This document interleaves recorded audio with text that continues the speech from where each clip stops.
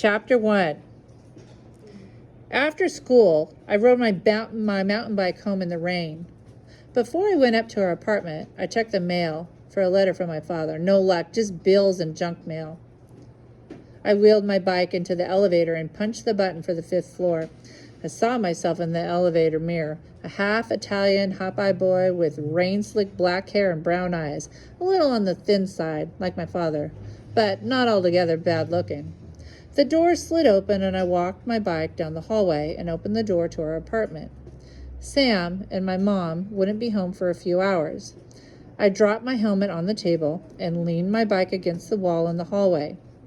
Sam hated this, especially when the bike was wet, but I don't know where he expected me to put it. The bike cost me $500 and I wasn't about to leave it downstairs. I couldn't put it in my jammed bedroom. The only empty space in there was on top of my bed. I liked my bike, but not enough to sleep with it. The light was flashing on the answering machine. I punched the play button on my way into the kitchen to rummage through the refrigerator. Beep! Hi, Beth. This is Sally. Don't forget the meeting tomorrow night, 7 o'clock. I'll see you there. There was some leftover lasagna from the night before. My mom makes the best lasagna I've ever eaten. I took it out with a gallon of milk. Beep! Mary Beth here. Give me a call when you get a chance. Lasagna is always better the second day. I put the last slab on a plate and put it in the microwave. Beep! Jacob? I guess you're not home yet. There's been a problem. Your mother has been in an accident. I put the milk down. She was hit by a car while jogging. I walked into the other room. We're at Providence Hospital. I stared at the machine. Get a cab and come down here. Come to emergency. I played the message back. Hit by a car? She'll be all right, I thought. She has to be all right. I have to get to the hospital. Then I thought, in evening traffic, a cab will take forever. I wheeled my bike into the hallway. As I shut the apartment door, I heard the microwave beep.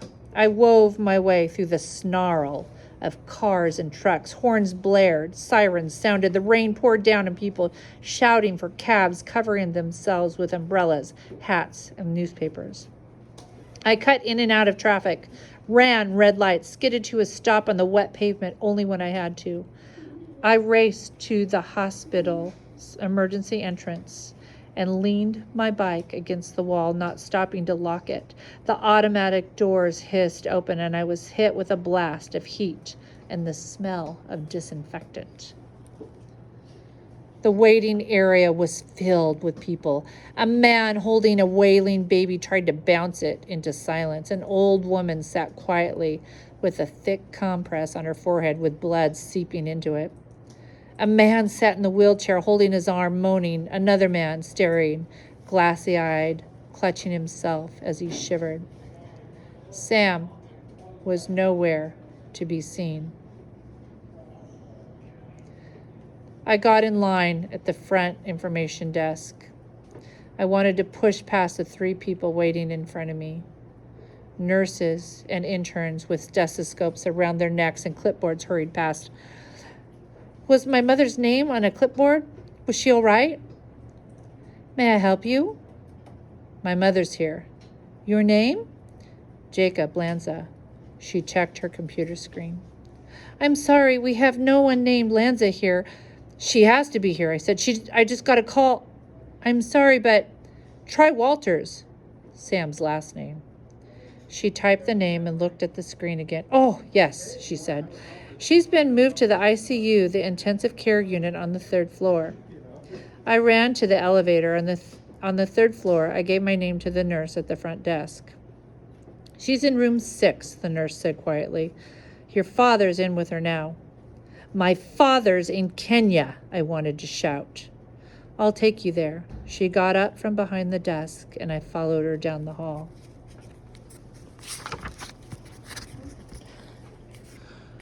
The door was open, and Sam stood by the bed with his back to me, blocking my view of her.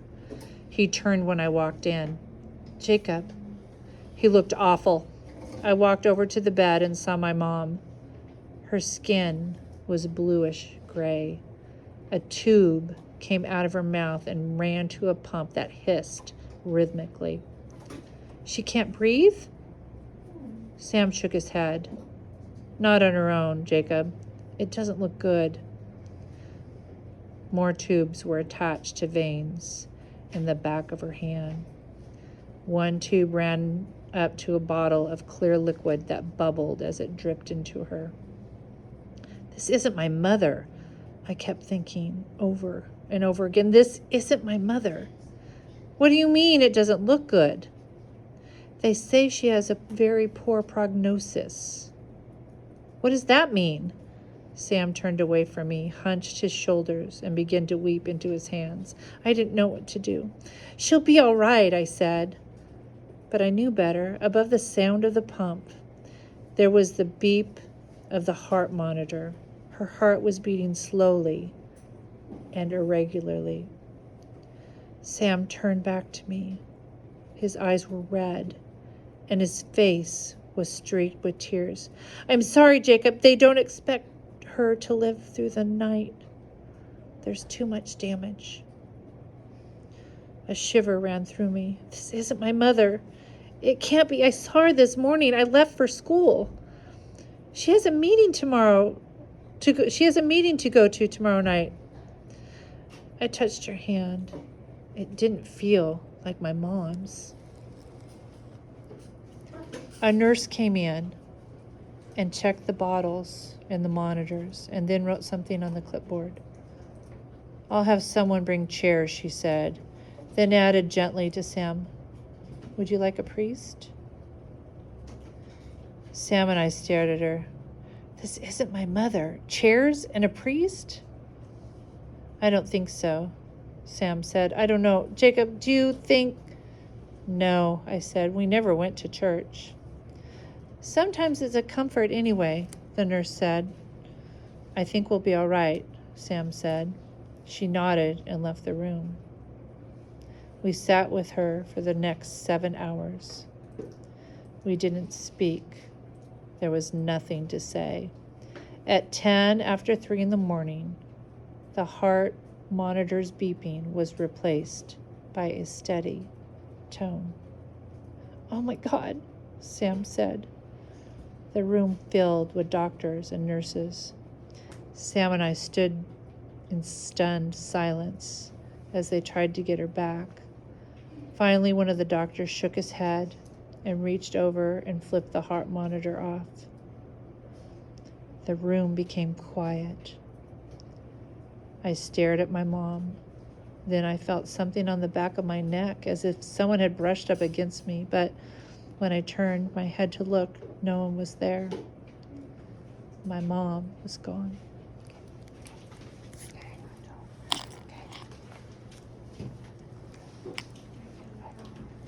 Okay. Do you guys want to do the reactions first? Okay. Okay.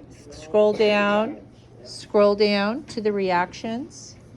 3 sentences of your thoughts, questions,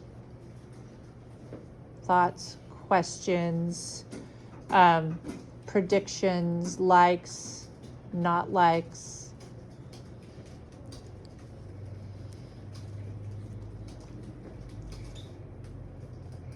There's not a right or wrong for this. Okay.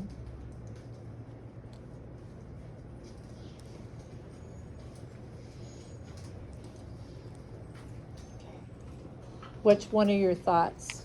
One. Yeah.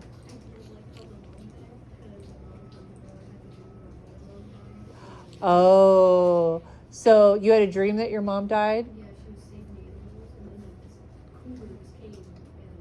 So it kind of, when you wake up for that kind of dream kind of thing, how you still feel that emotion in there? Yeah. So this kind of reminded you of how you felt of that dream? Oh, I know. I'm reading it. It's really... Hi. Other reactions? Thoughts or reactions? Colin?